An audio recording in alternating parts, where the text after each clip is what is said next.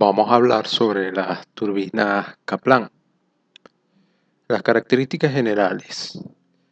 Es una turbina de reacción, de admisión total, turbina axial, con un rango de operación entre los 4 y 80 metros, competitiva hasta los 20 metros, una potencia máxima de 150 megavatios, una eficiencia entre el 90 y 94%, un NS entre 350 y 650, una máquina de doble regulación, a la vez del distribuidor graduable y a la vez del rodete graduables.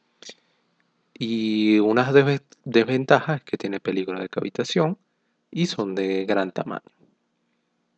El origen es el inventor de las turbinas Kaplan, fue el ingeniero austríaco Victor Kaplan, quien nació el 27 de noviembre de 1876.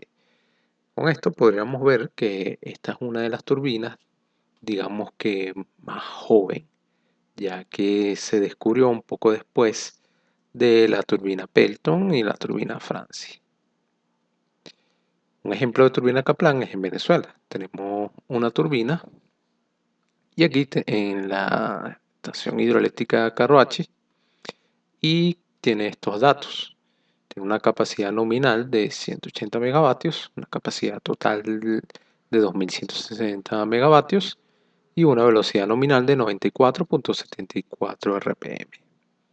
Aquí vemos imagen, fíjense que es de muy gran tamaño. Aquí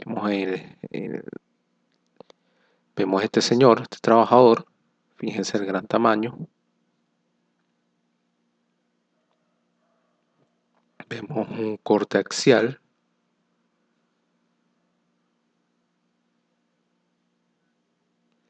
Aquí vemos el flujo en el rotor. El agua se distribuye de esta manera y fíjense cómo cae como si fuera una lluvia circular. Ya hemos hablado sobre las turbinas de bulbo. Ahora que definimos la turbina Kaplan, podemos decir que las turbinas de bulbo son una subdivisión, o mejor dicho, una modificación de las turbinas Kaplan. Recuerden que esto está sumergido en el agua. Y estas turbinas de bulbo son para la menor altura entre todas las turbinas. Aquí observamos el campo de aplicación de las turbinas Kaplan. Vemos que es para bajas alturas, no se compara con la altura de la Pelton, y para altos caudales, esta es su mayor ventaja. Funciona entre altos caudales. Vemos también que las turbinas de bulbo son las más pequeñas respecto a la altura y también trabajan para un amplio rango de caudales o caudales con de mayor valor. Las componentes de una turbina Kaplan tienen una cámara espiral, distribuidor, rodete, tubo de aspiración, eje, equipo de sellado del eje de turbina, cojinete guía de la turbina, cojinete de empuje. Aquí vemos la compuerta de desagüe. Sabemos que esto es para regular la potencia en la turbina. Aquí vemos el generador y el eje. Aquí tenemos los componentes un poco más detallados. Tenemos un servomotor en cabeza, tenemos el eje, cojinete de empuje, cámara aspiral, palas fijas, palas directrices, rodete, palas del rodete. Empecemos hablando sobre la cámara espiral. Está constituida por la unión sucesiva de una serie de virolas troncocónicas cuyo eje respectivo forman una espiral. Desde el acoplamiento con la tubería forzada, donde el diámetro interior de la virola correspondiente alcanza su valor máximo. La sección interior va decreciendo paulatinamente hasta la virola que realiza el cierre de la cámara sobre sí misma, cuyo diámetro interior se reduce considerablemente. Se consigue que el agua circule con velocidad aparentemente constante y sin formar torbellinos, evitando la pérdida de carga. Suele estar rígidamente sujeto en la obra de hormigón de la central por sus zonas periféricas externas. Distribuidor. Está formado por un determinado número de palas móviles cuyo conjunto constituye un anillo que está situado concéntricamente y entre las mismas cotas en altura que el antedistribuidor, siendo en definitiva camino continuado del agua en su recorrido hacia el centro de la turbina. Su función es la de distribuir, irregular o cortar totalmente el caudal del agua que fluye hacia el rodete. Aquí vemos los álabes fijos, móviles, predistribuidor y distribuidor. Aquí vemos cómo se pueden graduar los álabes, cerrados o abiertos. Vemos el rodete, se asemeja a la hélice de un barco al estar formado por un número determinado de palas, de 2 a 4 palas para saltos de pequeña altura y de 5 a 9 cuando los saltos son mayores. Observamos que esta es una de las partes más grandes de esta turbina. Rodete. Solamente se denominan turbinas Kaplan cuando todas y cada una de las palas del rodete están dotadas de libertad de movimiento, pudiendo orientarse dentro de ciertos límites, adoptando posiciones de mayor o menor inclinación según órdenes recibidas del regulador de velocidad. Se construyen a base de aleaciones especiales, tendiéndose en la actualidad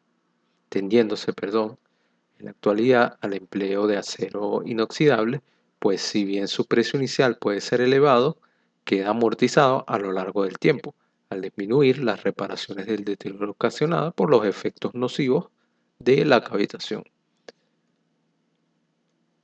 Aquí tenemos un rotor Kaplan abierto y un rotor Kaplan cerrado.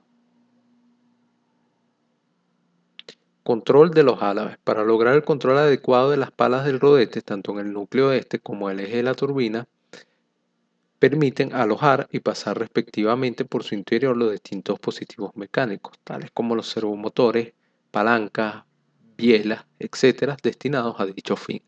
Se distinguen 3 sistemas de gobierno de las palas del rodete, dependiendo de la situación del servomotor de accionamiento de las mismas sobre distintas zonas del eje del grupo. Así tenemos servomotor en cabeza, servomotor intermedio y servomotor en el núcleo. En la imagen izquierda vemos el accionamiento de las palas del rodete de una turbina Kaplan mediante servomotor intermedio. En la derecha vemos el mecanismo de accionamiento de las palas del rodete de una turbina Kaplan con servomotor en el núcleo. Tubo de aspiración. Consiste en una conducción normalmente acodada que une la turbina propiamente dicha con el canal de desagüe. Tiene como misión recuperar al máximo la energía cinética del agua a la salida del rodete. Dicho de otra forma, aprovechar el salto existente entre la superficie libre del agua y la salida del rodete. La función principal del tubo aspirador es transformar la energía cinética remanente a la salida del rodete en energía de presión en la salida del tubo. El coeficiente de recuperación se define por la siguiente ecuación, aquí la vemos, y la recuperación energética por esta ecuación, la expresión número 2. Aquí tenemos la topología, vemos que tiene codo, tajamar, y aquí vemos la salida y la extensión del dominio. Elementos mecánicos, eje. El eje, por medio del eje de turbina, al estar rígidamente unido mediante acoplamiento al eje del generador, se transmite al rotor de este el movimiento de rotación necesario. Equipo sellador del eje de la turbina. Como su nombre indica, está destinado a sellar en definitiva, a cerrar e impedir el paso de agua que pudiera fluir desde el rodete hacia el exterior de la turbina por el espacio existente entre la tapa de la misma y el eje.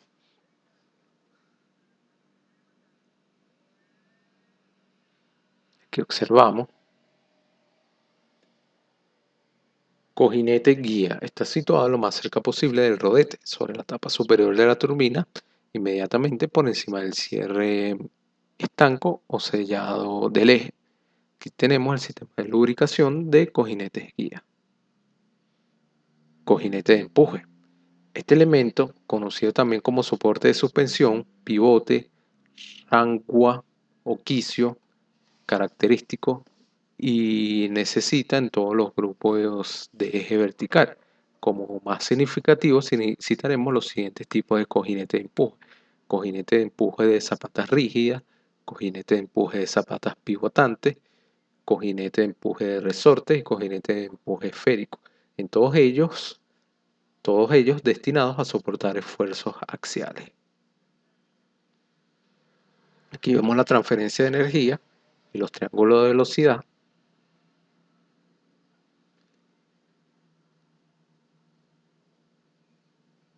El ángulo en el álave, ángulo de inclinación o ángulo de cuerda. Muy importante para la graduación del álave. Regulación del punto de operación. Los métodos de regulación tenemos la variación de la posición de los álabes del distribuidor y la variación de la posición de los álabes del rodete. La relación entre la eficiencia y las relaciones del caudal se definen como Q entre Q máxima. La regulación de los triángulos, donde Q mayor que Qn, implica que el ángulo aumenta, donde Q menor a Qn indican que el ángulo disminuye.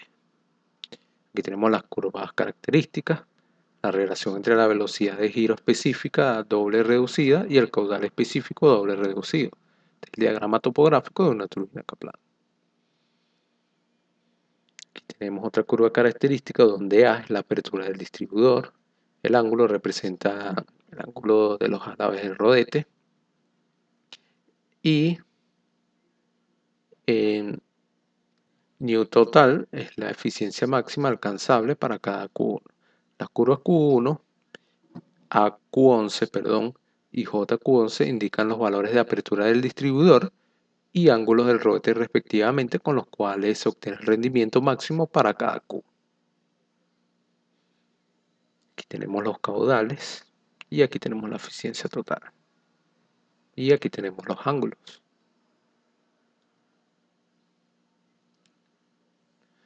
Variación de la eficiencia en función de la potencia.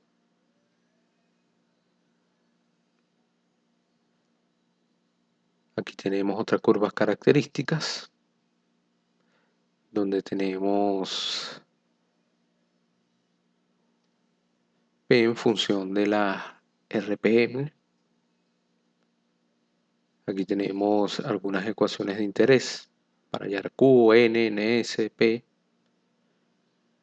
Y aquí tenemos el dimensionamiento, donde H y pH son datos, pongamos la eficiencia y se calcula el Q total, donde dm es el diámetro exterior del cubo, HB, presión barométrica, HS es la altura de sucesión referida a la línea central de la máquina, HW es la presión del vapor, HN es la altura neta de diseño, KU, coeficiente de velocidad tangencial, N, velocidad de rotación, NS, velocidad de giro específica, PT, potencia en kilovatios, y parámetros de cavitación definidos como el coeficiente toma.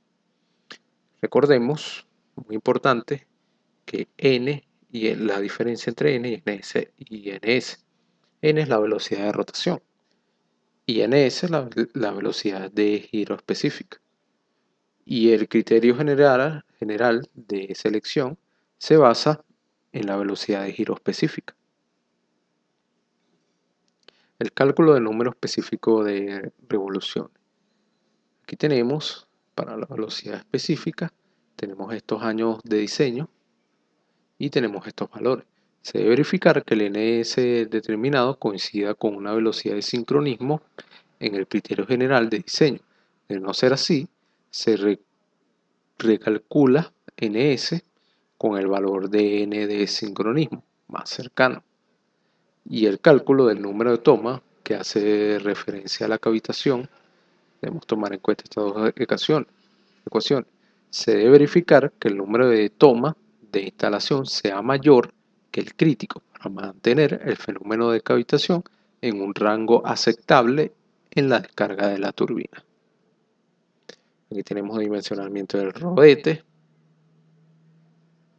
dimensionamiento de la caja espiral, dimensionamiento de la caja espiral, tomando en cuenta los materiales de construcción como el acero y el concreto. Entonces el espesor se podía calcular con estas dimensiones. El tubo de aspiración son bastantes partes que hay que dimensionar a diferencia de otras turbinas. Y con el dimensionamiento concluyo este video.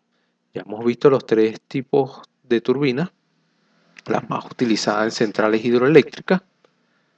Y en el próximo video vamos a ver una comparación entre estas turbinas. Sin más nada que agregar, me despido y los invito a continuar en el próximo video.